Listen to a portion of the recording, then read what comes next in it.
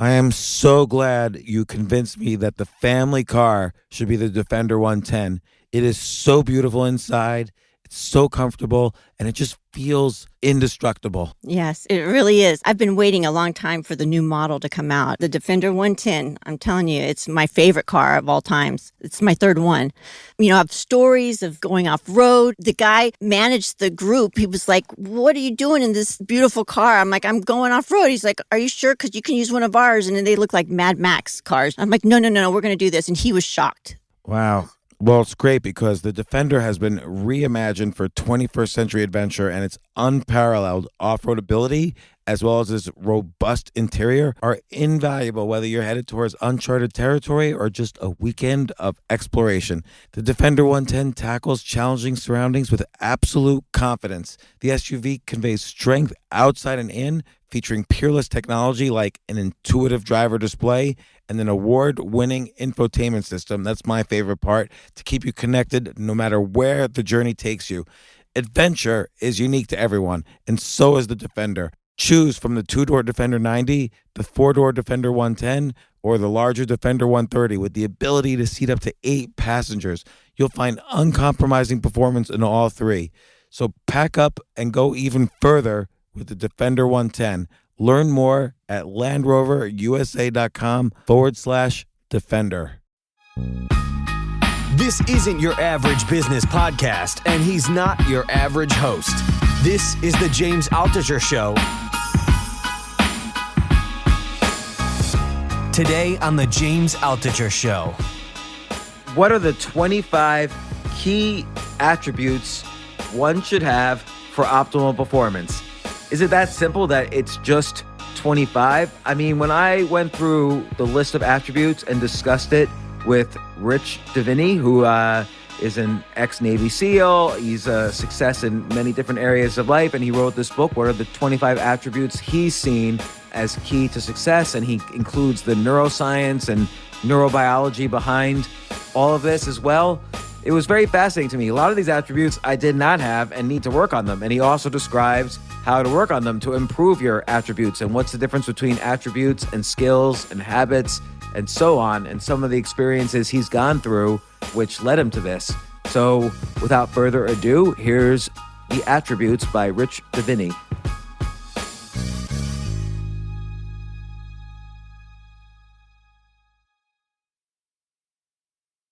Rich Diviney, ex-Navy SEAL, are you ever an ex-Navy SEAL or were once a SEAL, always a SEAL? So it's a very good question right off the bat, right? Typically, if you want to be formal about it, so I spent 20 years, just under 21 years, and retired, right? So when you retire from the military, you can kind of officially say that you're a retired military officer or retired Navy SEAL. If you don't spend 20 years, then you get out, then maybe you're a former. There are some people who would say once a SEAL, always a SEAL. I tend not to say that, and the reason is just it's my thought, my opinion that I don't want to dishonor the guys who are in the fight right now. I did the job, and when I was in there, I was grateful to do it. I could not do the job right now. It's one of those jobs you definitely age out of.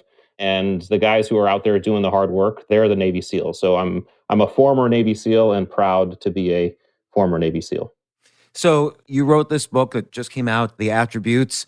You say in the subtitle, 25 hidden drivers of optimal performance. So what do you mean that they're hidden drivers? And what's the difference between attributes and skills and habits? Yeah, this is something I kind of had to discover when I was running the training for a specialized command. We were having trouble articulating why guys were making it through and not making it through. More specifically, why guys weren't making it through, because we had some very capable and competent candidates, guys who had been experienced SEALs for quite a few years. And so they had all the requisite skills. They could shoot, they could skydive, they could do all the things we were asking them to do from a skills point of view. But yet some of the training we were putting them through, they couldn't necessarily make it through. And we had to do better than, hey, you just didn't cut it. And so I had to really go back to kind of our basics. And if you look at basic SEAL training, which is BUDS, basic underwater demolition / SEAL training, that's a 6-month long course. And during that course, around week 5, you have Hell Week, and you do just grueling. It's 5 days of running around with boats on your heads, PTing with 300-pound telephone poles, freezing in the surf zone. You only get a couple hours sleep. And that's when you get the most attrition, is during Hell Week. And as I thought about this, I said to myself, I've been on and a part of hundreds of combat missions over the years, and never on one did I ever carry a telephone pole or a boat on my head. And so ultimately, I wasn't doing those things in the SEAL training course to train to be a Navy SEAL. What was happening is they were assessing to see if we had the attributes that would allow us to do the job. And so the difference is, skills are not inherent to our nature. We learn them. We're not born with the ability to ride a bike or throw a ball or shoot a gun. We learn those things. We can sit down. We can be taught those things by another. They direct our behavior in known situations and known environments, right? Here's how to throw a ball. Here's how to ride a bike. Here's how to shoot a gun. And then because they're so visible, they're very easy to assess, measure, and test. And this is exactly why when we typically pick teams, whether it's business or military or otherwise, oftentimes we get seduced by skills alone. The problem with skills is that skills alone don't tell us how people are going to show up in challenge, stress, and uncertainty, because in challenge and stress and uncertainty, in unknown environments, a lot of times you can't apply a known skill. And this is where attributes come in. So you could have all the skills necessary to make it through this training, but if you don't have, for instance, perseverance amidst difficulties, you might not make it, even if you have all the skills. Yeah, and a perfect example is we would often get athletes who'd show up at training, and they were Division I athletes from college, or like rock star athletes in high school. I mean, swimmers, football players, whatever. And some of those guys would quit right away. So if you think about it, I mean, a swimmer, you have all the skills to be able to swim, right? But it's not about that. It's really about and in SEAL training, they take you down to zero or sub-zero, really, because when you're freezing in the surf zone, nothing about whether or not you can swim or lift 300 pounds matters. It's all, are you going to persevere? Are you going to get through? And when you're running for hours and hours and hours with a 300-pound boat on your head or a telephone pole and haven't slept in 3 days, none of those skills of being able to swim or run or lift 300-pound matter. It's all about, can you persevere? And so that was the point. The point is, can you get a group of people who, in the worst scenarios, in the worst environments, can still persevere? And so this is an attribute. So perseverance is an attribute. And attributes, interestingly, are inherent to our nature. We're actually born with attributes. We're all born with levels of patience and perseverance and adaptability. And we can see those things in small children. We certainly develop them over time, but they're kind of part of our nature. Oh, let me ask about that, because how much is, and this is an age-old argument, but how much is nature versus nurture? So perseverance, for instance, you're saying to some extent, I'm born somewhere on that perseverance spectrum. And how much is then affected by parenting, my neighborhood, my friends, my teachers? A lot. And I think the key about attributes is they actually are developed by our environment, but the levels to which we're kind of naturally set dictate the difficulty we have developing it, right? So for example, if a child is naturally impatient, that child may grow up in environments that test and develop his or her patience, but it's going to be hard for that kid. They'll develop patience, certainly, but it'll be hard, versus the kid who's born naturally patient. In those same environments, it'll be easier to develop patience because they already naturally pre-inclined to patience. So we certainly can develop attributes, and environment matters. And we can actually plug ourselves into environments deliberately to develop attributes, which is actually how you develop attributes. If you're low on an attribute, the way you develop it is you plug yourself into an environment that allows you to develop that. So I would say that, just to take an example, for guys who chose to and found their way to SEAL training and then eventually made it through, all of us were predisposed with levels of these attributes that actually helped us in SEAL training. And SEAL training and then the job of being a SEAL simply hyper-developed those attributes. That's kind of how it works. So let's say the difference between habits and attributes. I guess habits are related to skills. So you wake up early every day, you make your bed every day. This is a habit. To what extent does this overlap with attributes? Yeah, I mean, habits. I think are the result of. I mean, habits are actions, and those actions and behaviors are a result of both skills and attributes. Certainly, I would say that the big difference with habits is that habits are typically based and built off of routine and designing a routine, which involves certainty. Okay, it's very difficult to apply habits to an unknown, uncertain environment. When you're in challenge, stress, and uncertainty, when you're trying to figure out the environment, it's very hard to slap a habit on there. Habits typically need a boundary of certainty around them. So I would certainly say habits and developing habits involves attributes, but attributes I've always been fascinated with kind of the elemental behavior of human beings. How are we kind of at our most raw and at our most pure? And challenge, uncertainty, and stress typically show us at our most raw and pure. And this is really when attributes show up the most visibly and viscerally, which is exactly why I was able to kind of look at it so deeply, because SEAL training, regardless of its basic training or the training I was running at the time, is designed around throwing guys into challenge, uncertainty, and stress. And so it was a perfect laboratory inside of which we could see this stuff. We'll get to the actual specific 25 attributes in a second, but I'm curious so you served in Iraq and Afghanistan, where was a situation, kind of a life or death situation, where were it not for the fact that you had certain attributes that may be rare or you have them to a very high level, you might not have survived or other people might not have survived and so on? Well, it didn't have to be life or death. There's an old adage, military adage that says, no plan ever survives first contact with the enemy, right? I mean, so you are, especially in the special operator field, and it could be SEALs, it could be Green Berets, it could be Rangers, whatever. You are designed by process of your basic training and assessment and selection and what you do every day to be what I call masters of uncertainty. So we are ultimately you're people who are very good at dropping into environments that are uncertain and figuring it out. So every mission we did, whether it was life or death or not, it never went exactly the way we planned it, which meant we were automatically tuned in and dialed in to adapt. For example, so adaptability is a huge one, by the way.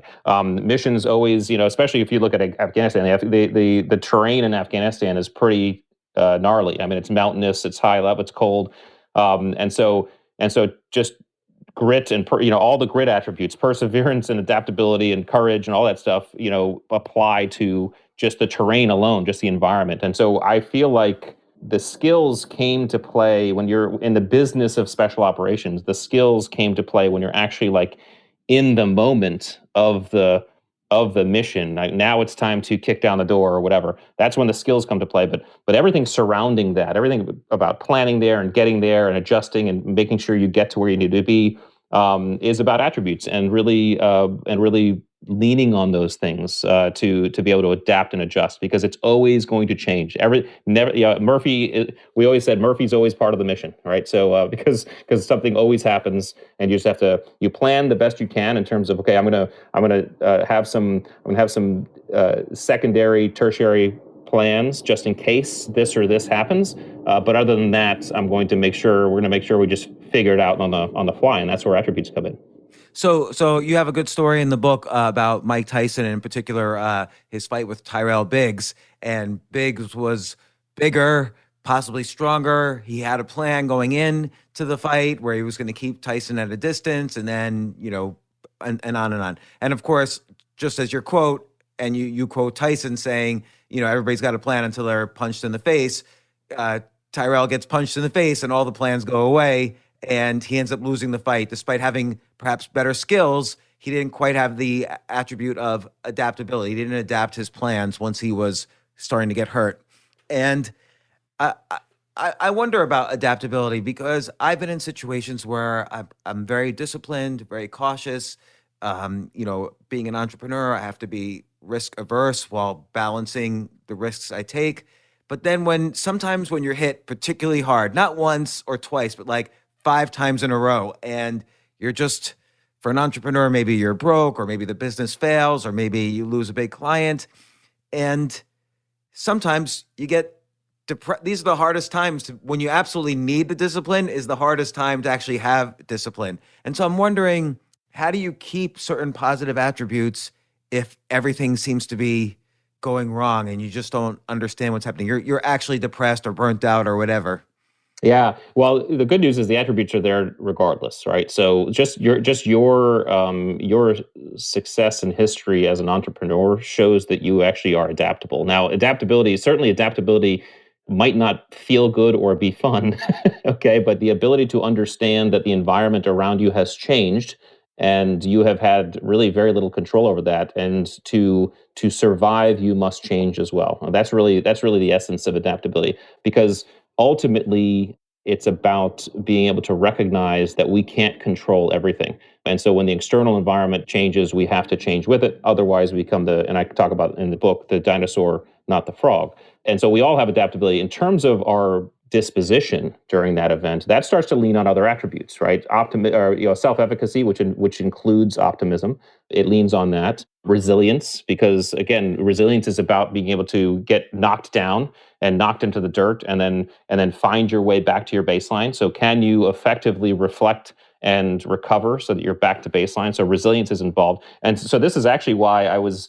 very deliberate about binning these attributes into chunks, right? So the grit, for example, includes courage, perseverance, adaptability, and resilience, all four of those things, because grit overall is all four of those things combined. Like when you're talking about, you're on the entrepreneur pathway and you get knocked down, knocked down, knocked down, it's not just perseverance that's going to get you through. It's the courage to keep moving, even though you're afraid because you might be broke. It's the perseverance to change or proactively try different things. It's the ability to adapt based on the environment you're seeing because things are coming at you. And then it's the also ability to proactively be resilient because you have to understand that you have to come back and get back at baseline. Otherwise, you'll entropy and stay down in that ditch. But yeah, so I think we can look at and the great news is that human beings are designed to do this. I mean, we have evolved because and succeeded and gone from cave dwellers to space explorers because we are inherently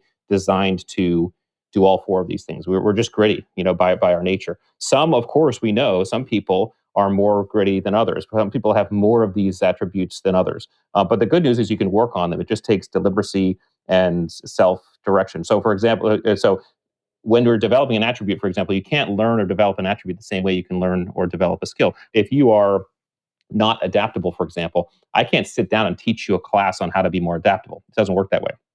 I can teach you a skill. I can teach you a class on how to type, but I can't teach you a class on how to be more adaptable. To be more adaptable, you have to make a decision to self-direct and then to throw yourself into environments where you're forced to use that attribute and develop it.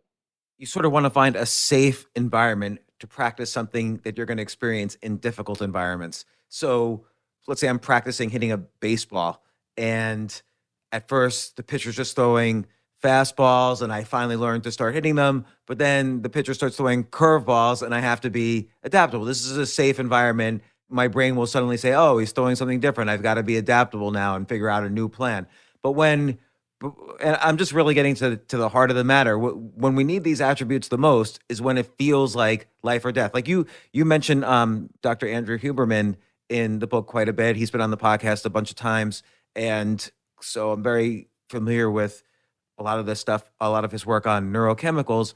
When you're down and out, whether it's in a fight or a business or, a family, personal situation, you feel like you're being kicked out of the tribe in some primal sense. So cortisol starts to fire off. And that is going to disrupt completely the way you're making decisions. It's almost like what you're saying is the ability to have positive attributes and make use of them in difficult times means you almost have to override the neurochemical situation and hormonal situation that's happening inside of you. Mm-hmm. That seems particularly difficult unless you've really practiced these attributes. And again, we haven't gotten over really the attributes yet or how to get them, but just taking adaptability and confidence and optimism as examples, AKA grit.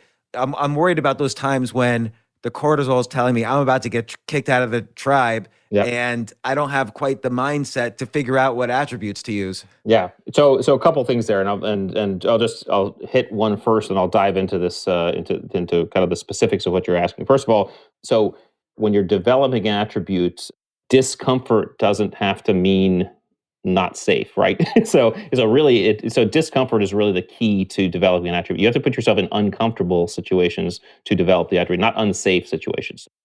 But let's take it all the way to the unsafe part, because you're right. What we're talking about is fear, and this gets into kind of the first and foremost attribute of grit, and that's courage. Fear is an interesting thing because fear starts to pull us into different directions, sometimes uncontrollably, depending on how much we're afraid. So yes, Andrew and I are good friends. We've met each other probably 4 years ago now, and we've been deconstructing and talking about peak performance and optimal performance and courage and fear. And ultimately, one of the things that we really kind of thought about and discovered, both in the laboratory where he's been working and certainly in my experience, is that fear is a combination of a couple things. Fear is the combination of anxiety plus uncertainty. Okay. If you have one but not the other, you're not necessarily tipping into fear. So, for example, you can be anxious but not uncertain. I have a presentation to give on Monday, and I'm nervous about it. I'm anxious, but I'm going to give it, and it's going to be fine, right? No one's going to hurt me. Whatever. Boss is a pretty good dude, so or lady, so I'm going to be okay, right? You could be anxious but not uncertain. That means there's probably not fear there. You're just anxious. You can be uncertain but not anxious, right? This is every kid on Christmas Eve, okay, where you don't know what's coming, but you're actually excited about it, okay? It's when you combine the two that fear starts to show up, okay?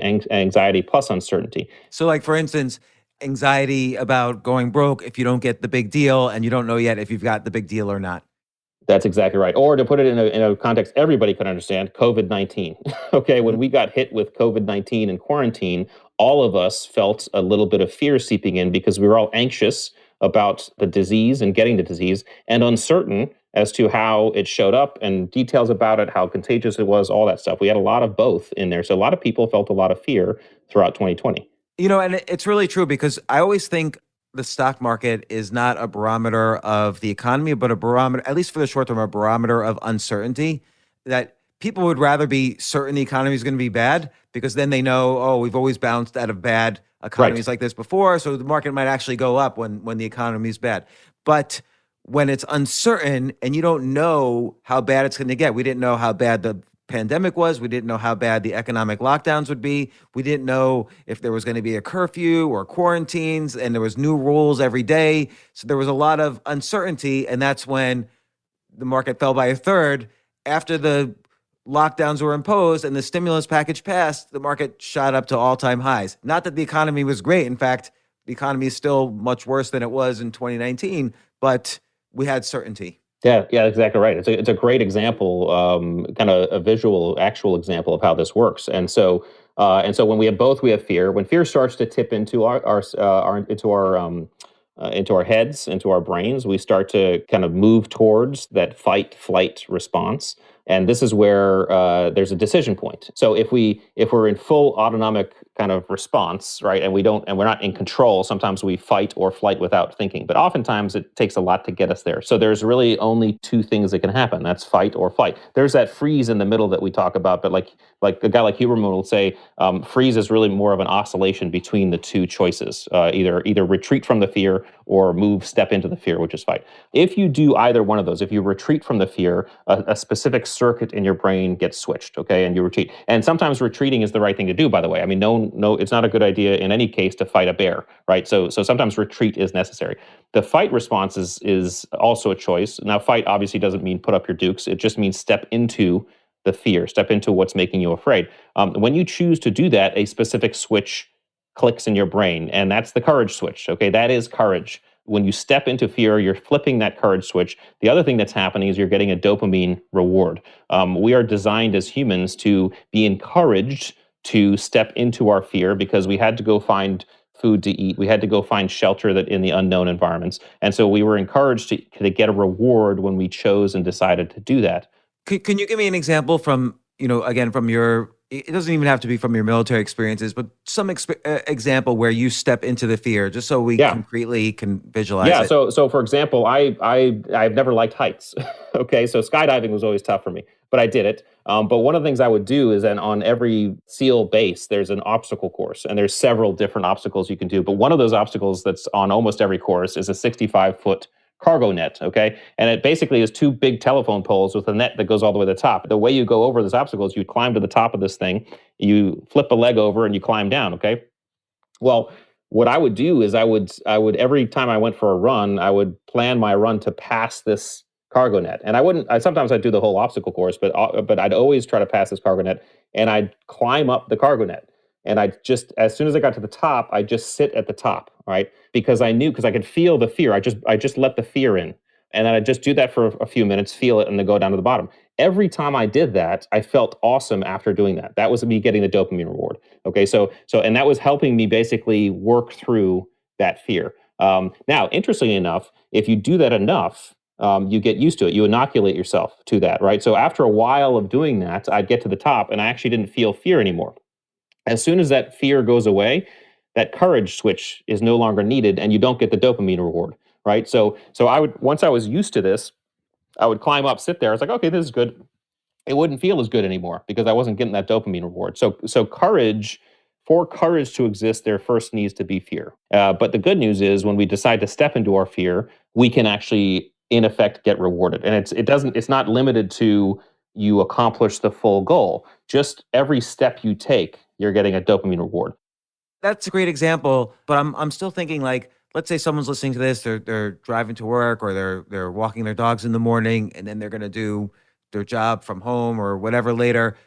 How does the average person who's not going to climb up 65 feet to deal with their fear of heights, how can they practice sort of leaning into fear and understanding what that means? Yeah. Well, the first thing someone has to do is understand what makes them afraid, okay? Because it's subjective for all of us, all right? For some people, roller coasters make us afraid. For others, being underwater. For others, sitting in traffic. So that's the first All thing. right, I'll be really honest. I'm afraid of people thinking I'm stupid.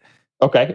All right. Well, so you've already leaned into this already because you've done such kind of prolific work in your books and your podcast that you've leaned into this. So the idea, it's an interesting one. So the first thing you'd probably have to do is ask yourself some questions. Is, okay, what are some ways that I could put myself into a situation where I feel like or fear someone might think I'm stupid? I mean, every time you do a podcast might be that for you, right? So you may be leaning into it right now because you're like, hey, I want to do it, and you're pushed to step into that and do a great podcast and have people say, hey, that was a great podcast, and you're really helping me with some great information. The subjectivity of fear and the subjectivity of process really comes down to someone asking themselves proper questions. I can't necessarily direct you in terms of exactly what to do, but I can direct you in saying, hey, first ask yourself, what are those things that make you afraid, or what are the things you're afraid of? Then ask yourself, okay, what are ways that I can put myself into some of those situations at maybe starting mild levels of discomfort. Certainly doesn't have to be unsafe, but mild levels of discomfort so I can move through it,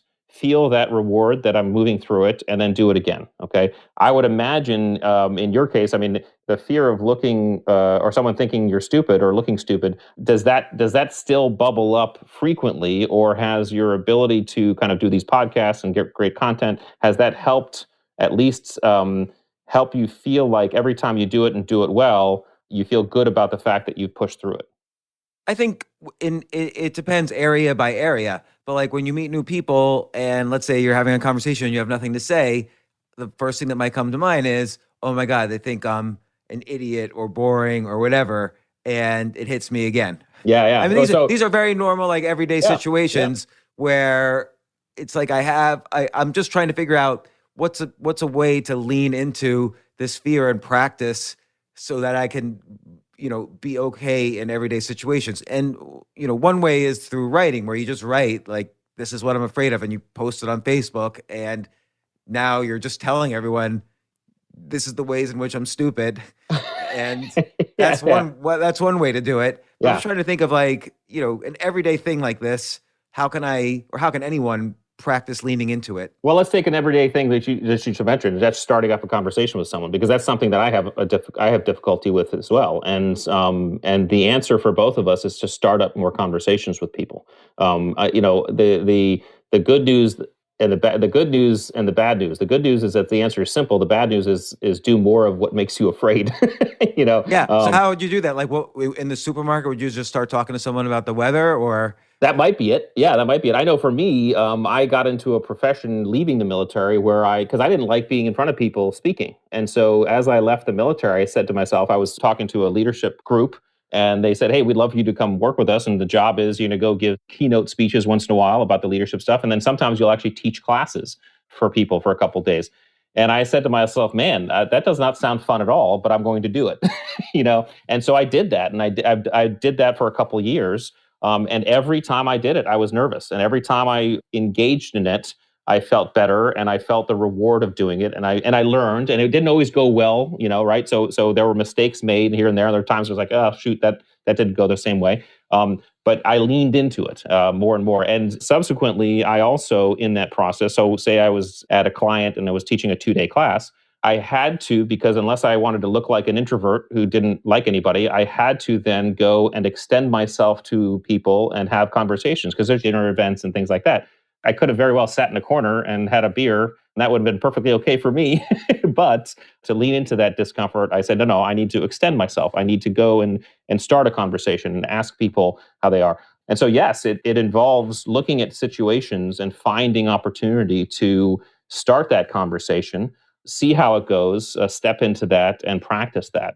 I mean, supermarket may be a good place. I mean, again, we're in a weird situation with COVID, so supermarket may not be the best place right now, but there are always places. There is places you can ask yourself, how can I lean into this? But the other question is also, just because you're afraid of something doesn't necessarily mean you need to get better at it, right? It's up to you. I mean, if conversing with people is an important one, but if you're afraid of heights, for example, you're just someone, hey, I'm just living my life every day, and there's no reason for me to go skydiving. There's no reason for me to go bungee jumping. I don't need to conquer this fear of heights. You don't need to, right? If you don't like being underwater, you don't need to do that. It's really up to the person as to which ones they want to conquer. What if, and I know I'm pouncing on this one quite a bit, but I think it's a really important one, and it's also related to the adaptability attribute. And I know there's 25 attributes in total, and we're focusing on these few. But what if you're afraid to ask your boss for a raise? So someone listening to this is thinking if they deserve a raise, but they're just terrified of asking the boss for a raise. Yeah. And that's a specific situation. How do you practice it? Well, that's a great one. I think the first question we'd have to ask ourselves is, why am I afraid of asking my boss for a raise? Okay, because a lot of times those things that we think exist do not. So why am I afraid to ask my boss for a raise? What is it? I mean, is the boss ill-tempered? Is the boss mercurial? I'm afraid the boss is going to tell me no. So that would be the first question. And then once you answer those, you can probably strip away some of the fiction there, and focus on the actual things you're afraid of.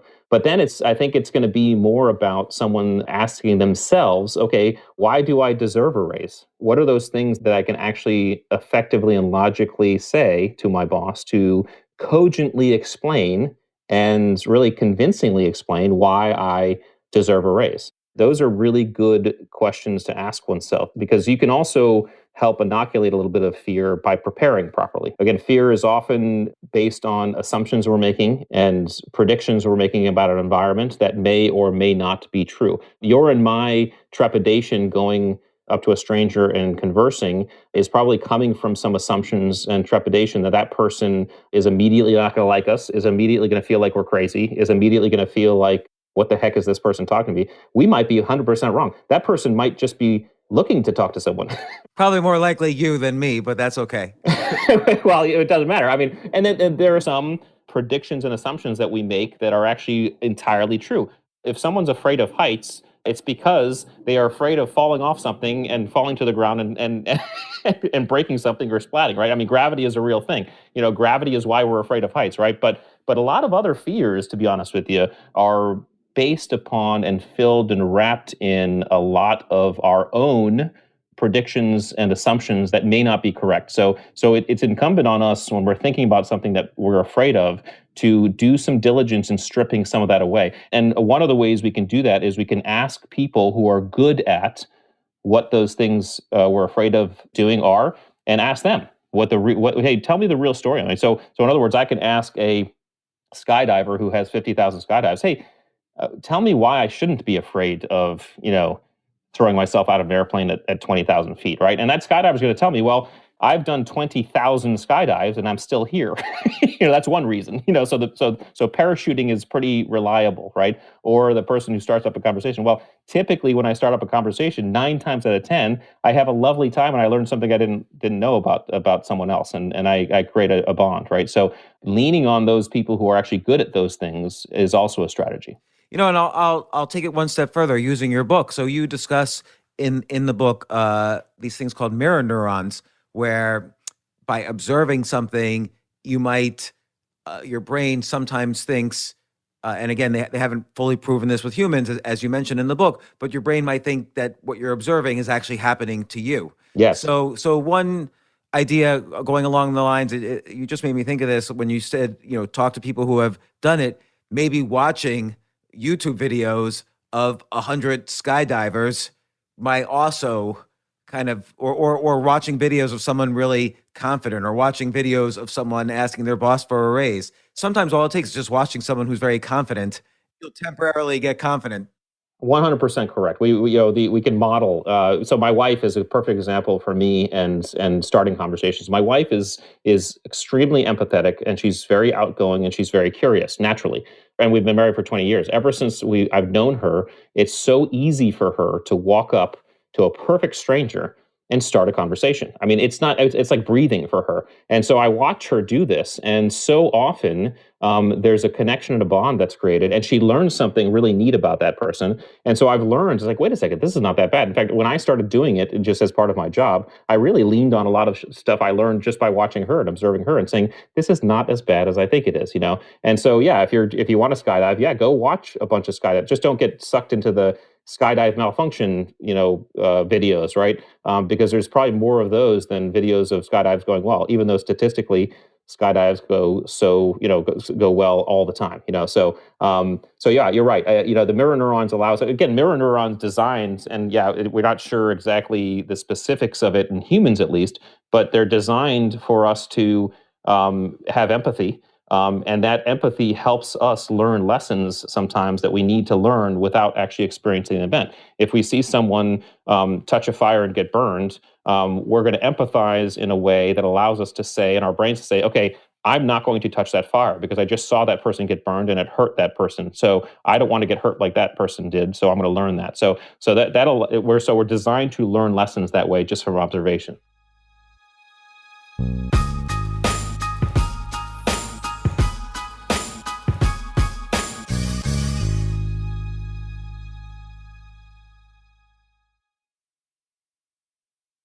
Let's talk about the full 25 attributes, and you divide them into various buckets, but which ones would you say have been the most important for your success? And I know all of them, as you say, are drivers of peak performance, but which ones should we be thinking about? It's going to be hard to remember, for people to remember 25 of them. But Yeah. you've already mentioned, some meta attributes like grit being a combination of courage, optimism, what you call self-efficacy, and there was one other one in there, but I forget. Yeah. Yeah, I can't remember which one I mentioned, but so yeah, I've binned them into 5 categories. There's the grit attributes, the mental acuity attributes, the drive attributes, leadership attributes, and team ability attributes. And so I would say so let's just try to ubiquitize this and say, as people coming out of 2020, a year that was really kind of a hell year, and moving into 2021. Which, by the way, is kicking off well in the season opener already for 2020. Yeah, it is. It is. Although I think we have to all recognize and just take pause and understand, because I think we can all relate to this, is it's very rare that years switch right on New Year's Day, right? I mean, typically January of a new year feels a lot like December and November did of the previous year, right? So, Yeah. so I think we're still okay. I'm still optimistic. It's going to be, nothing happens like overnight. So I think it's a slow roll. But going into 2021, as we hopefully have a sense of optimism and hope, which we should, first it's about, okay, what are those things that maybe I didn't accomplish in 2020 that I want to accomplish in 2021? All right, that's going to take the grit attributes first, right? Courage, perseverance, adaptability, and resiliency, because you're going to have to move through challenge, stress, and uncertainty, going towards any goal that you want. That's the nature of goals. You're going to have to do that. It's going to take the drive attributes, or at least some of them, because drive is about, so while grit is about kind of pushing through that immediate challenge and stress and uncertainty, drive is about that long-term goal, right? So I want to write a book this year, or I want to learn the guitar. I want to have this business result, these numbers, or get the promotion. Okay, that's a long-term goal. The drive attributes help us understand the long-term objective and move towards it. Okay, so I think the grit and drive, so things like self-efficacy and discipline are really important. And those are really big ones. If I were to think about some of the biggest ones in the drive, it'd be those two: self-efficacy, the combination of confidence, initiative, and optimism. Okay, And it's sort of like a belief in yourself. it's a belief in yourself, but actualized, right? So, and it has to be more so confidence. So it's interesting because as I was looking at this, I realized, okay, confidence, initiative, and optimism, those are actually all attributes. The problem I was finding with each of them is they were inert on their own. So in other words, if all you have is confidence, it's not enough to do. I mean, confidence doesn't get things done. You need some initiative, right? But if you just have initiative on its own, then it's like frenetic energy. There's no purpose behind it, right? And then optimism on its own is inert as well, because I mean, you and I could plant a garden and say, there are no weeds and we shall have bounty and be very optimistic. But if we don't do anything, we're gonna be disappointed come harvest time. So you have to combine those to actually have self-efficacy. So let me ask this though, along these lines. So you mentioned some goals like, okay, this year I want to learn guitar, and now it's going to take drive, which is this combination of attributes to move towards that goal. But what about people who've just been in the system, so to speak, for the past 20 years? They've had the same job day in, day out, and they've kind of lost that muscle to think in terms of moving towards goals. How can they start to develop these muscles, develop these attributes? Attributes are almost like muscles you have to develop. Yeah, it certainly helps to continue to develop them, especially if you're not predisposed to them. But it's likely if someone's been kind of in the same place for 20 years and they haven't really moved on the way they want to, then it's likely that they have not been able to develop it. So one of the first things I always recommend with goals, and it sounds uh, very kind of boring because we've heard it so many times, is to write it down. Right? So because I think writing down goals is an extremely important, not only physical act but neurological act. And the reason, kind of, I think this, and it's kind of been proven in my experience, is that we have 11 million bits of information coming into our systems every second, and that's through all of our five senses. And our brain does a massive amount of deselection, because there's a lot of things that our brain says, okay, you don't need to notice that right now, right? So, for example, none of us are noticing the bottoms of our feet right now, right? Until I mentioned it, and now we're noticing it, right? But we don't. Our brain deselects that. It's because our forebrain really only processes about 2,500 to 3,000 bits per second. So out of 11 million bits, our forebrain's really only designed to process about 2,500 or 3,000. So that's the amount of information our conscious mind now is taking in that's not getting deselected.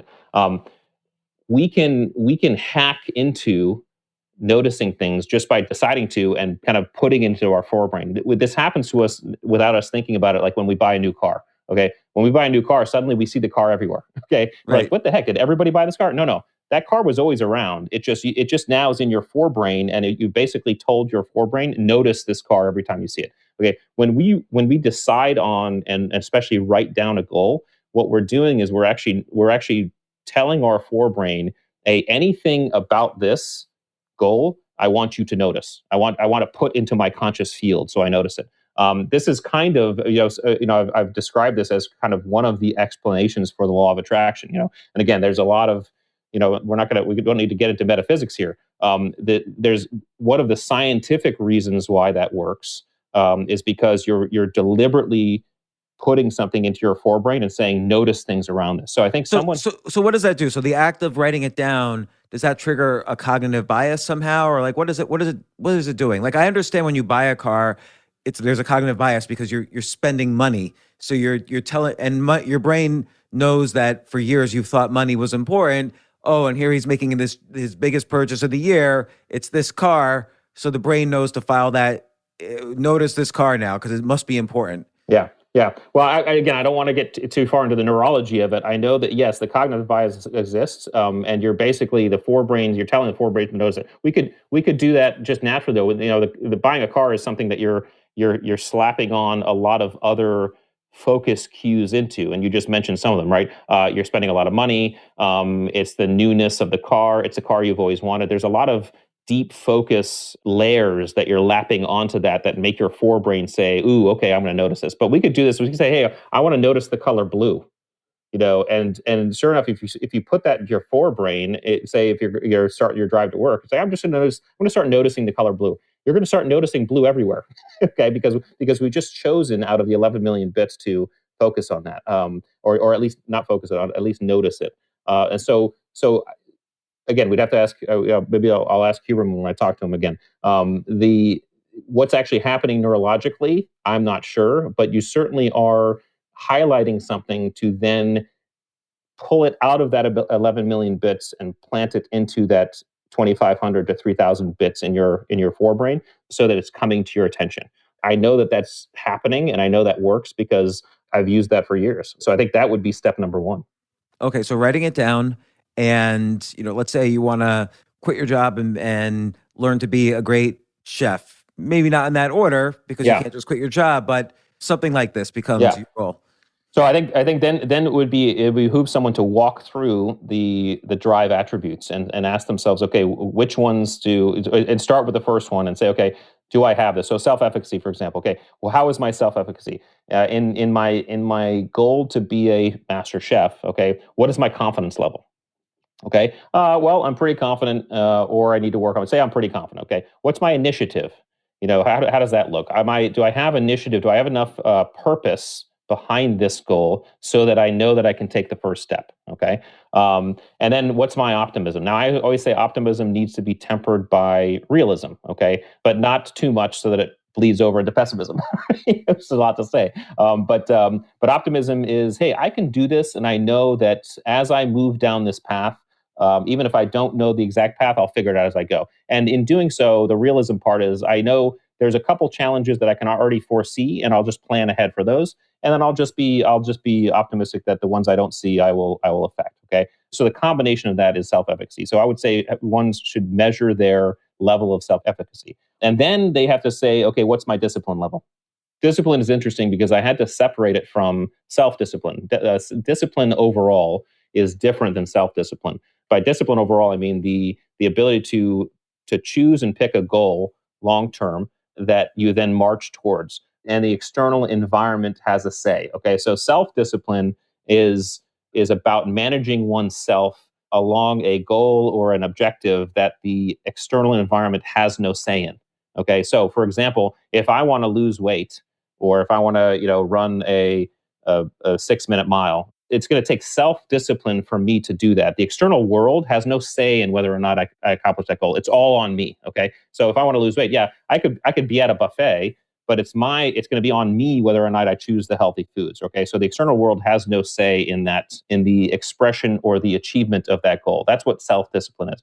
Discipline is different. Discipline involves a goal where the external world actually has a say. Okay. This is when you start talking about being a master chef, writing a successful book, or becoming a Navy SEAL, or you name it. Okay. The external world has a say in that, which means you're going to have to be adaptable and understand that as the external world hits you and inflicts its say on that, you have to be able to move through that. And as you move through that, not get crushed by the lows and the challenges, but also not get seduced by the highs, because during any progress towards any goals, there are going to be lows where you have to work through, but there's also going to be successes and highs. Ooh, that was a great, I'm moving towards this promotion. That was a great quarter. Well, I'm not going to get seduced by that great quarter. I'm going to keep moving. I'm going to keep my eye on the ball, really. So someone has to actually understand their discipline when it comes to these goals that they want to achieve, that the external world has a say in. I think it's very interesting about not getting excited by the highs, just like you don't get depressed by the lows. Because like I used to day trade, for instance, and on a great day where I made a lot of money, I would be very excited. And of course, it would be the case that when I lost a lot of money, I would be devastatingly depressed, because you sort of, and this is related to the book Mindset by Carol Dweck, Fixed Mindset versus Growth Mindset. I think when you get excited by the highs, it's almost like a fixed mindset. Like you think to yourself, oh my gosh, I'm a great trader. I'm going to make money like this every day. And then that becomes fixed, as opposed to like, well, I had a combination of skill and a little bit of luck today. And, fortunately things went my way. And now I need to observe the risks for tomorrow, which is maybe more of a growth mindset. And I think being too attracted to the highs is too related to a fixed mindset, I find. I totally agree. One of my commanding officers had a what he called the 2 minute rule, and it kind of a hack into helping out this, and it was something his grandfather taught him. And he used to tell us, he said, "Hey, my grandfather used to tell us the 2 minute rule, and the 2 minute rule goes like this: when something bad happens, okay, you have 2 minutes to wallow and kick the dirt and feel sorry for yourself. Okay, once that 2 minutes is up, you need to put it aside and move forward. Okay." Same thing when something good happens. When something great happens, you have 2 minutes to rest on your laurels, celebrate, pat yourself on the back, and then you put that aside and you move forward. And I think it's a stroke of genius because what it does is it recognizes the need to both mourn and celebrate because those are both real needs, especially if you want to be effectively resilient. Okay, we need to understand, hey, when something happens that's bad, take some time and just understand and mourn it. That's okay. Okay, process through those emotions rather than tamp it down and forget that didn't happen. So, but only take 2 minutes. And when something great happens, celebrate it. Right? Say, hey, that's great. I'm good job. I did great. Whatever you want to do, have that beer. But after 2 minutes, understand, hey, okay, I'm back to baseline and I'm moving forward. I think that's a way that someone can actually help actualize this idea. So okay, so now when they've got, let's say they've got discipline, they've got self-discipline, they've got drive and grit, but still they're thinking like, well, what should my goals be? I don't even know. Like I've been in the system for 20 years. I've been, doing what society told me to do, and I thought this was the correct thing, and now I'm bored and unhappy and whatever else. Like what attributes can they start developing then? Well, I think I think the attributes come after the answers. If someone is really in that position, they don't know. They're going to have to sit down and kind of lean on their neurology. And the way it's a really very simple technique that I talk about. That's called ask better questions. Here's the idea. We are question answering machines. Okay, our brains are set up to ask questions about our environment all the time. That's how we make sense of the world. Oftentimes, it's happening unconsciously. We're taking things in. It's bouncing off our hippocampus. It's comparing to things we've seen before, and it's asking questions. That's what it's doing. We can take charge of this. We can ask a question, and it's kind of put a question in our forebrain, our conscious brain, and our brains will begin to answer it. So I usually do an exercise when one of the classes I teach, and I say to the people, I say, okay, answer this question. How could you double your income in the next 6 months? I'm going to give you 30 seconds, and I want you to write down anything that pops into your head. Okay, and I give them 30 seconds, and they do that. And I said, it doesn't matter how ridiculous, just write it down. And they typically end up with a list of between 5 and 7 things. Okay, well, the lesson is that it doesn't really matter what the answers are. What matters is that anytime we lodge a question into our brain begins to answer it. Okay. The problem is most of us are guilty of doing this the wrong direction. Okay. We ask ourselves the wrong questions. We say, why am I so bad at this? Why does this always happen to me? Why does everybody have to get me? Okay, as soon as you ask yourself that question, your brain will begin to come up with the answers. Some of the answers might be entirely ridiculous, by the way. Just like some of the answers that you write down after the question of how do you double your income in the next 6 months. But other answers are going to be pretty good, and if you spend time on it, you're going to actually come up with some pretty accurate answers. The idea is change the quality of your questions. Okay, if you change the quality of your questions, and high performing teams and high performing humans do this all the time, is they ask better questions. Um, how can I grow from this? What have I learned? In the case you're talking about, what do I want to accomplish? Where do I see myself in 2 years? Where do I see myself in 5 years? What are some things that I have always wanted to do that I haven't yet? Okay, if you sit down and you spend some time, and again, I'm really big on sitting down with a pen and paper and writing this stuff down. It doesn't have to be. You don't have to do that. I mean, you could also do it maybe when you're. I mean, a lot of times when I ask myself questions, I'm on a jog. For me, jogging is really good thinking time. So sometimes I'll do this just while I'm on jog. I'll just ask myself questions and answer them. But if you spend some time doing this and don't let yourself off the hook, you're going to come up with some answers that you've probably already thought of before. And as soon as it starts getting hard, in other words, it feels like you have no answers left, ask yourself, okay, what else?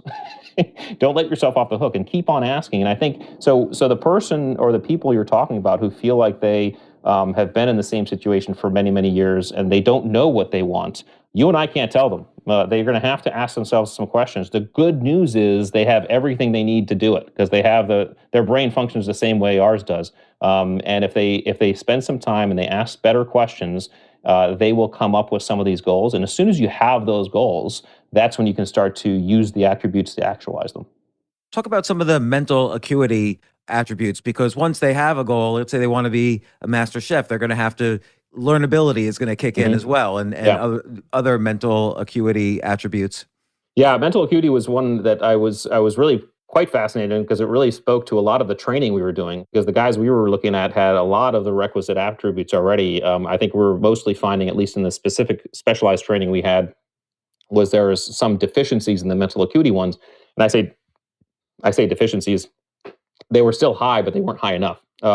Mental acuity really speaks to how our brain processes the world and takes in information, processes it, and uses it.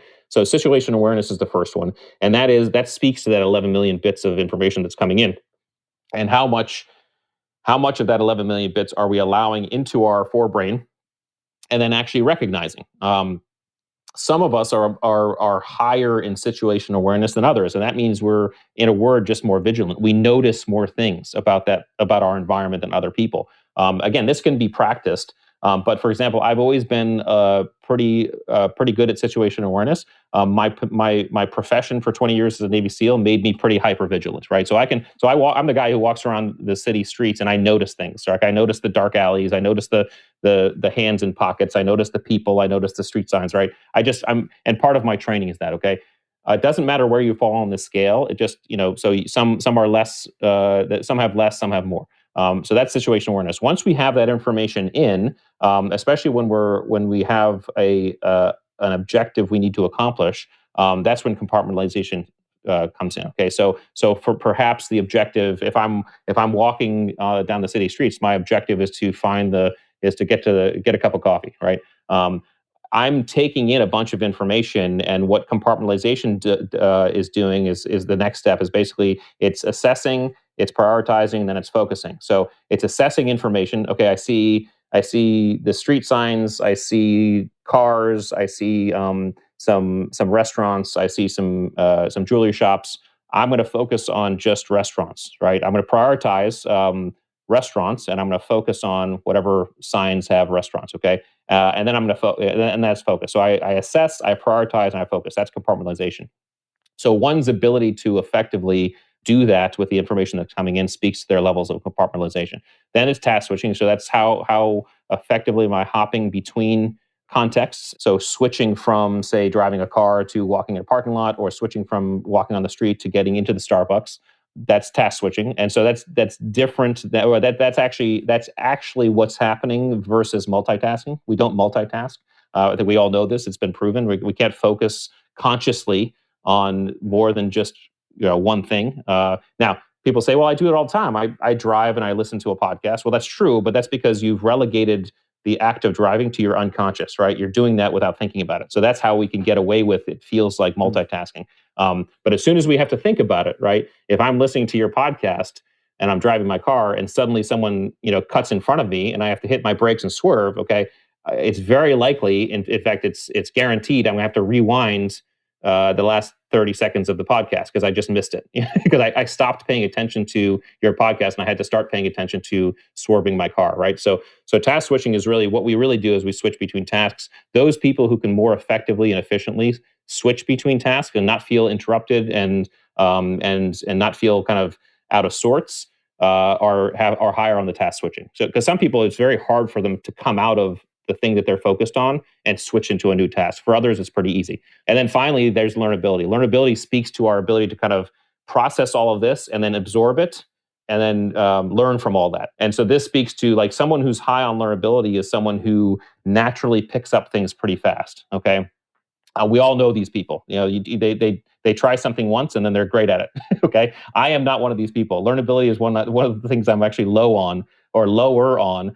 So how did I have to adjust? Well, I knew that when I was learning stuff, even when I was in the SEALs, and I was in training, I'd have to, repeat things in my head. I'd have to kind of walk through. I'd have to take some extra time because it took me a little bit more time to just absorb it and kind of learn it. Whereas other guys, they just hear it once and they got it, right? So it's really about understanding where we are on these scales so that we can effectively apply the lessons that we're learning if we're learning how to be a master chef or play the guitar or any one of those things.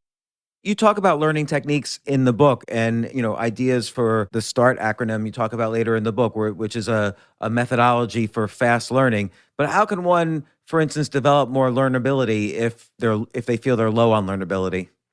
So the way I do it is I try to put myself into environments where I have to learn things. Again, do more of it. I mean, it's pretty easy, right? But do more of it and test myself. And I like experimenting with things that really test this, right? So here's an example. I drive a stick shift car almost every day. I have a CJ7 that I love. I drive it all the time. When I took the family to Scotland for vacation, I rented a car and I asked for a stick shift, rental, because I knew I'd be driving on the opposite side of the road and the opposite side of the car, which means everything's reversed, and it was Do interesting. you have to shift with the left hand? Yeah, now I'm shifting with the left hand instead of the right Ugh. hand, and driving on the left side of the road versus the right. So everything's reversed. So my brain is suddenly thrown out of a context I'm very familiar with, and I do unconsciously, and now I have to consciously think about what I'm doing. And so I would admit to you, the first day of driving was pretty intense, and I was yelling at the kids a lot to be quiet. And my wife was doing 100% of the navigating. But after a while, I got used to it. If you are low on learnability, though, it's a matter of recognizing that, and when you're engaging in those things that you want to learn, just recognizing that you just have to repeat it more time. You're going to have to just do a little. It's going to take you a little bit longer, and so understand those things that you need to do to absorb it better. When I was in the SEALs and we were kind of learning how to do room clearances, which is the kind of the act of going into a building and clearing out rooms to a target. It was a pretty intense learning process. I mean, they were throwing a lot at you pretty rapidly. And I remember I had to very deliberately, after a day's worth of training, I went back out and I'd walk the halls and I'd visualize these moves and I'd visualize these things that they taught us or they expected us to do so that I better absorb them. There were some guys who picked it as soon as they got told, they picked it up, right? Good on them. It wasn't me. So if you are lower, if you find yourself a little bit lower on the learnability, it's just going to take you a little bit more time. And a recognition of that is the first step in kind of conquering it and working through it.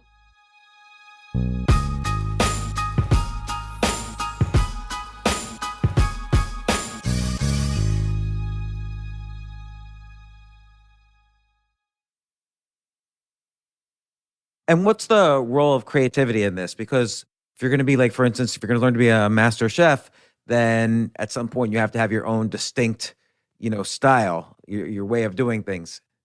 Well, creativity, I believe, is going to be the result of some of these attributes, right? So specifically, probably open-mindedness, because what creativity actually is the ability for our brains to make connections that may not be as obvious as we think they are, right? So the ability to say link something that I learned in math class to something I'm doing on the battlefield, as a Navy SEAL, right? If to be able to link those two things, that's where creativity starts to spawn. You say, hey, this is something that wasn't linked before that is now linked based on two different divergent ideas that just pop that I learned from other places. So again, we'd probably have to ask the neuroscientists what that looks like in the brain in terms of those neural connections. But everything I've learned about creativity comes from loading up your hippocampus with as much experience as possible and as much different things as possible so that you can begin to then relate things that might not be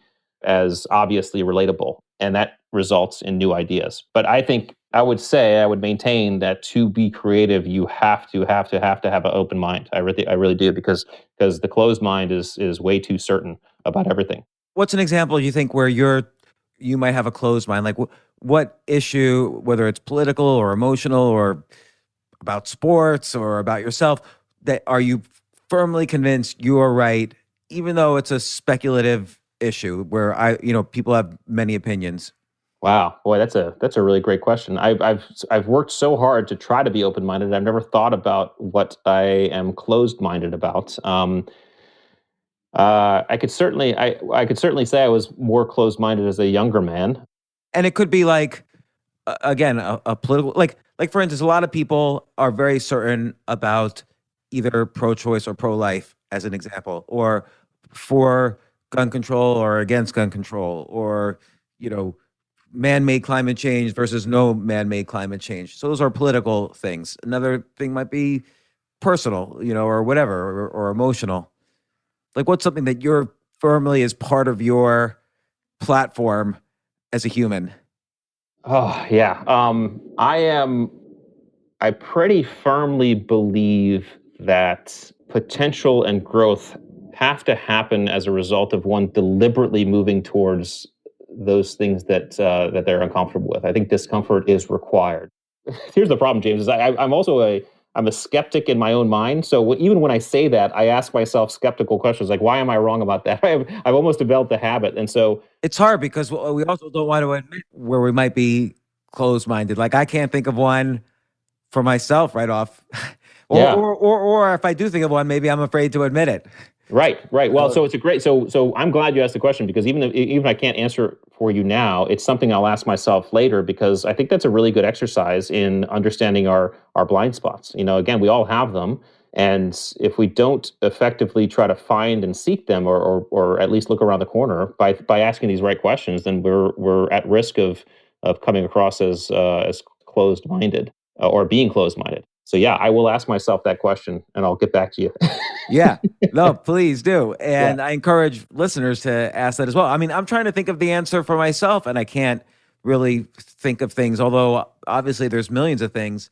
Well, let's just, we recently had this thing happen in DC. Folks stormed the Capitol. I could say with a lot of certainty and definitiveness that I think what they did was wrong. So perhaps one of my questions, I should say, is, am I being closed-minded about that, or are there different angles that I might be able to discover in that act? So that would be tough for me to do, but that might be an example. Yeah, and it's interesting because regardless of whether you voted Democrat or Republican or whatever, it doesn't matter. Like, you could Right. take a view that these are people who broke into the U.S. Capitol. So Hmm. that's treasonous. That's more than just breaking into a Target, which is still a serious crime, which deserves jail. But breaking into the U.S. Capitol hasn't really happened since the War of 1812. They Right. invaded and cleared out the U.S. Capitol. It's high treason.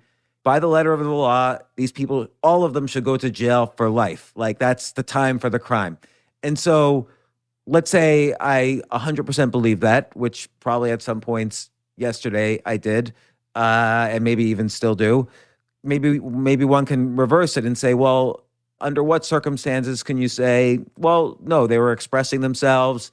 It wasn't intended to be violent, even though violence resulted, and they shouldn't get a life sentence. I guess Yeah, that, what's their object? So this starts to dive into empathy, which is also a great exercise, because I think we all, as we enter into 2021, we all need to, well, it would behoove us all to exercise it a little bit more. Empathy is the same way. I mean, but how can I empathize perhaps with these people and say, can I literally try to feel what they feel?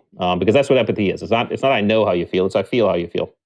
So can I do that? That is a really tough thing to do. Even though we're wired for empathy as human beings, it's tough to really try to put yourself into a perspective of another, so that you begin to get a sense of how they feel. This is why, I mean, this is why you can really kind of greatly respect some of the best actors out there, because the best actors out there, they're not pretending. When you see them on screen, they're not pretending. They're actually feeling what that role feels like, and so they could give us probably a good lesson on how to effectively empathize and how to effectively feel how someone else is feeling, so that we may empathize.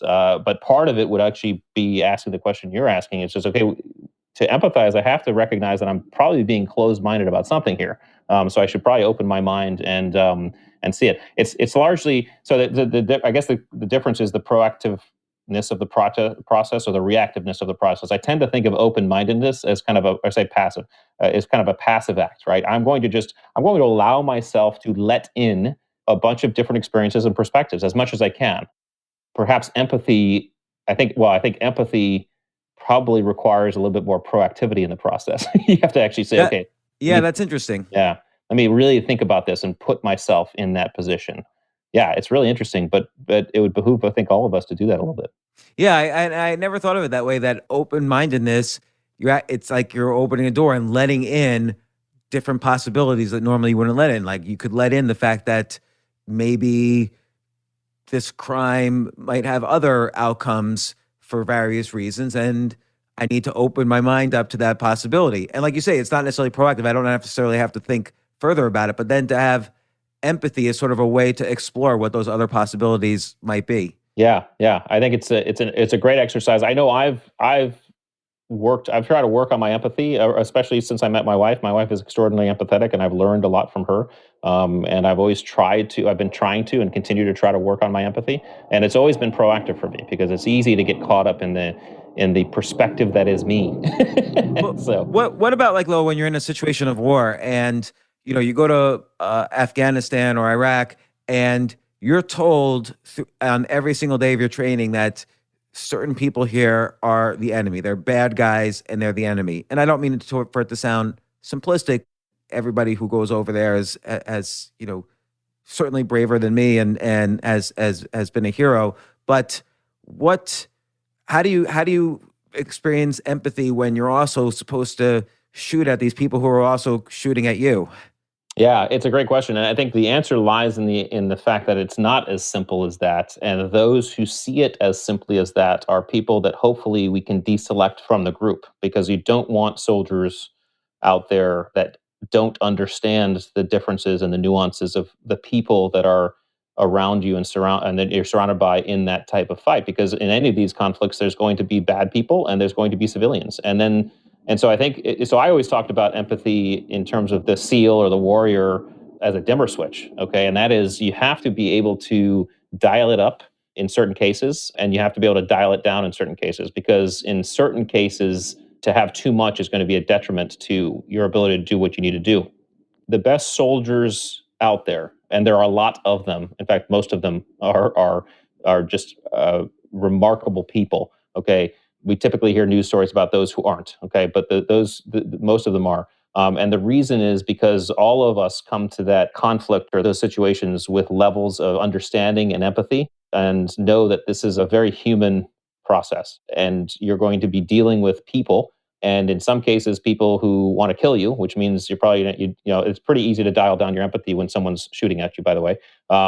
But then you're surrounded by other people who aren't shooting at you and who need assistance, or who feel like your presence there is an invasion. And you have to work through that, and you have to do it responsibly. And so I think it's a difficult process. It's one that most soldiers handle very well, but it's also what makes the job tough. It's what makes sometimes those are the outsets of or the onsets of, say, PTSD and things like that. If you can't effectively do that, or situations have been just so extreme that it's just hard to. So it's a very, very complex question, a very complex thing.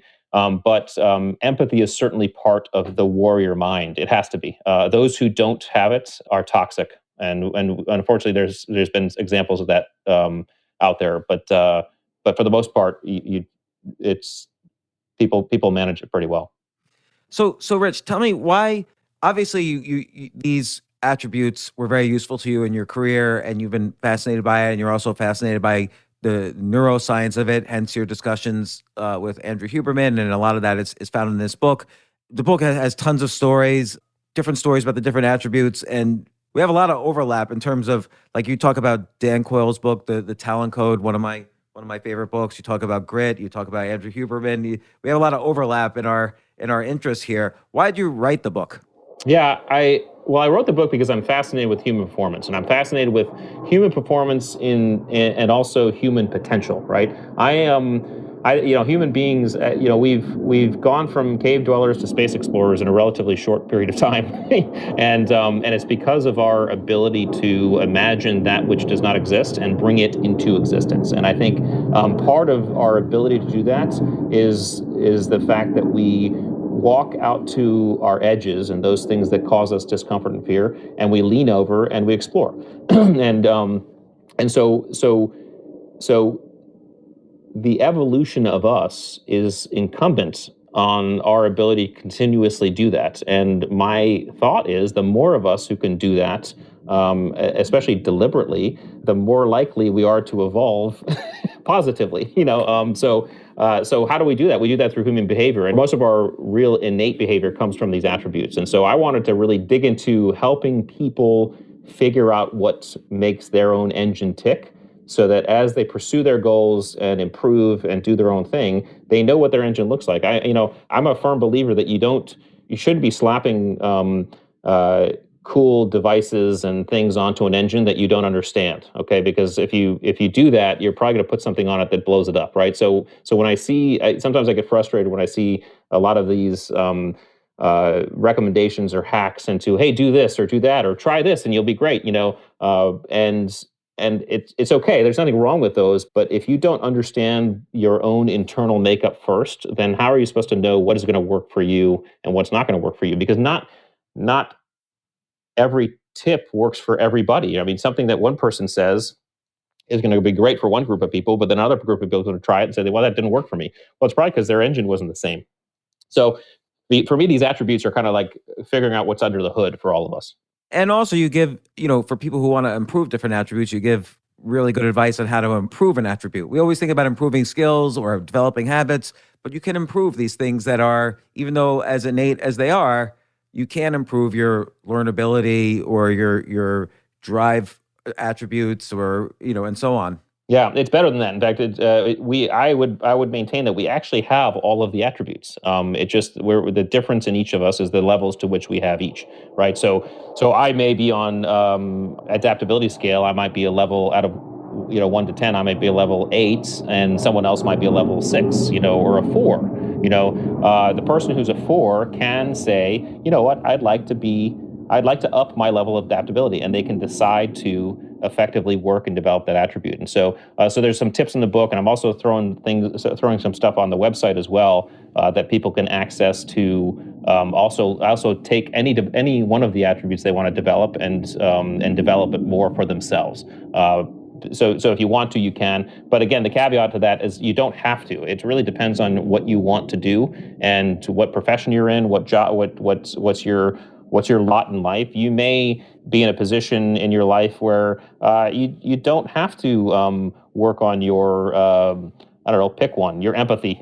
Maybe I shouldn't pick empathy. You may not have to work on your cunning, or your perseverance or whatever like that. Any one of the, or your task switching. You might not have to. But if you want to, you can develop any one of these, which is the good news. And so yeah, I outlined some kind of back of the envelope techniques in the book, and then the website will have some stuff that people can go deeper if they want to. You should make like a test where, you don't want to make it simple where like, how easy do you learn things from a scale of 0 to 10, but give like little stories and ask people what they think of them. And from that, you could determine where they rank on various attributes. And then I wonder if there's a way to match attributes to professions. Like if you could kind of show statistically, okay, if someone's, in the military, they have these attributes are best fitted. If someone's an accountant, these attributes are best fitted. If someone's running a restaurant, these attributes are best fitted. Or if someone's a writer, these are the best attributes.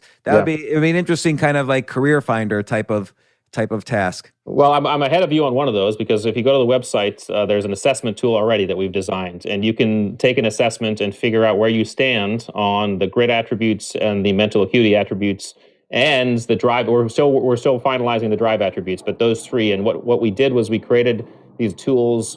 We created questions. We basically pushed out the questions to about 1,000 people globally, and we got a bunch of data. And so if someone takes this assessment, what they'll get is they'll get a number as to where they fall on courage, perseverance, adaptability, as compared to 1,000 other people. Now, what I will tell a person once you take that is that's a snapshot. Okay, it's where you fall as compared to a group. So it's incumbent on you, after you take that assessment and get that score, to ask yourself some questions about each one and say, okay, this assessment is saying that I fall, as compared to 1,000 people, I'm about a level 6 on compartmentalization. Okay, does that make sense to me? Can I think back to times where my compartmentalization felt like a level 6, or is it, so you have to put some subjectivity to it. So that's offered on the website. That's for free. And then we're working on some leadership and team ability assessment tools as well. Hopefully those come a little bit later. In terms of figuring out the best attributes for specific teams, that's unfortunately I can't do on my own because that's a very subjective task. It's a subjective task for the team. I could certainly come up with a list of what attributes make up a Navy SEAL. That's easy because I was a Navy SEAL for 20 years, right? But a team of accountants is going to have to figure that out for the team of accountants. It's going to have to a team of HR people, a team of salespeople, a team of artists. They're going to have to within that group, within that team, figure out what's the list of attributes that is most applicable for that team, and that's how they're going to have to do it. I outline a little bit of a process in the book for a team or a group to do that for themselves, but it would be it would be both irresponsible and incorrect if I tried to do it for someone else. So, Well, I'm definitely going to take this assessment. I've been on the website, and for some reason I didn't notice the biggest button on the website, which says "Take the assessment." there it is. So. Right. I have to. My situational awareness needs work. Well, we'll see what your score comes in at. But look, Rich Diviney, this was a great book. The Attributes: 25 Hidden Drivers of Optimal Performance. What's the actual publication date? 26th January. 26th of January. Rich, it was nice to meet you, and thanks so much for coming on the podcast. I appreciate that, James. Thanks for having me. I enjoyed it, and I enjoy what you do. So thanks for what you do. Thanks, I appreciate that. Thank you.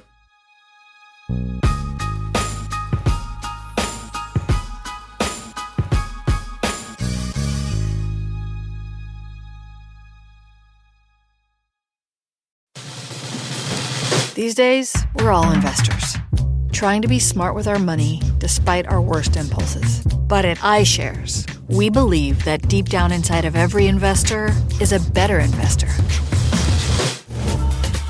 One that's just waiting to be let out. Explore iShares ETFs and insights and let your best investor out. Visit iShares.com for more information.